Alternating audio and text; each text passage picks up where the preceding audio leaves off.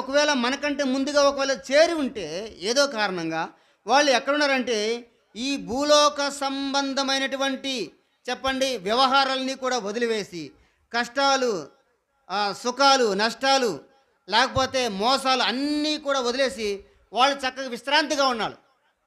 మనం ఈ భూలోకంలో ఉన్నాం చెప్పండి, మనకి చెప్పండి కష్టాలున్నాయి.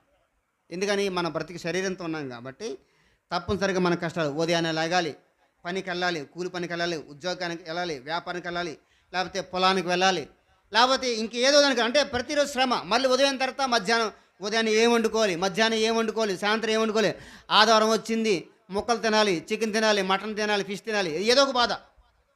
లేకపోతే ఒక పండగ వచ్చింది, నూతన వస్త్రాలు కట్టుకోవాలి, లేకపోతే పలానా పరిస్థితి వచ్చింది, నేను ఇలా ధరించుకోవాలి అని ఏదో ఒక వ్యామోహం మనకు ఉంటూనే ఉంటుంది. అంటే ప్రతిరోజు ఏదో ఒక భారం ఉంటూనే ఉంటుంది. కానీ ఎవరైతే కాలాన్ని విడిచిపెట్టి వెళ్ళిపోయారో వాళ్ళు ధన్యులు. వాళ్ళు నిత్య విశ్రాంతిలో సమాధానంగా, రెస్ట్ ఇన్ పీస్ అన్నాం కదా, పీస్ అంటే ఏంటి? సమాధానం.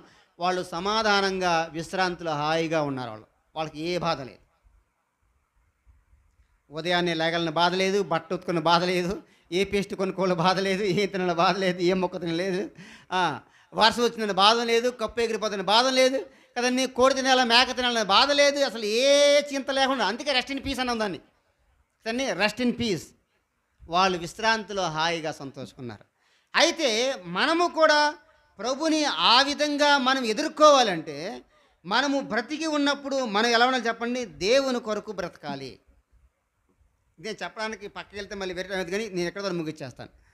అది చాలా చెప్పాలి. అయితే మనము దేవుని కొరకే బ్రతకాలి. ఈ తెస్సలోని పత్రికలో పౌలు గారు ఈ సంఘానికి చాలా హెచ్చరిక రాశాడు. ఏంటంటే మీరు ఈ లోకాన్ని అనుసరించొద్దు. ఒకసారి మన పైకి వెళ్దామా?